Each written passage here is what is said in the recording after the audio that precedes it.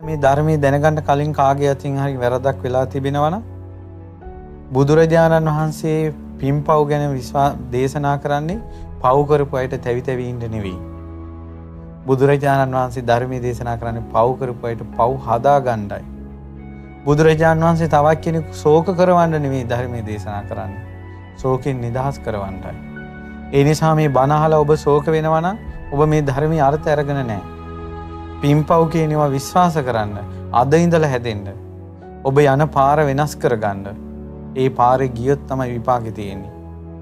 පාර වෙනස් කළා ඒ වෙච්ච වැරදි ඔක්කොම අමතක කරන්න. දන්නේ නැති කාලේ වෙච්ච දේවල් කියලා හිතන්න. පින්පව් කුසල් මේ ධර්මයේ දන්නේ නැති කාලේ මේක සිද්ධ වුණේ.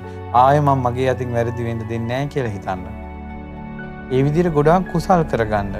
ඉදිරියට එනවා පින්වතුනි ගොඩාක් නරක කාලයක්.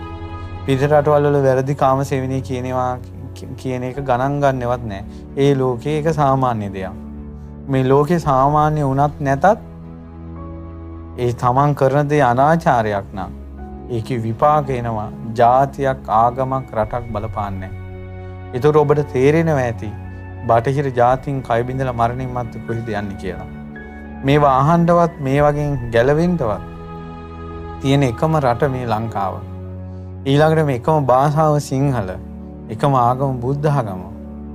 බුද්ධ ආගමේ තමයි මේ විදිහට මේ මිනිස්සු සංවර කරන්නේ. ඇත්ත කතාව කියලා දෙන්නේ.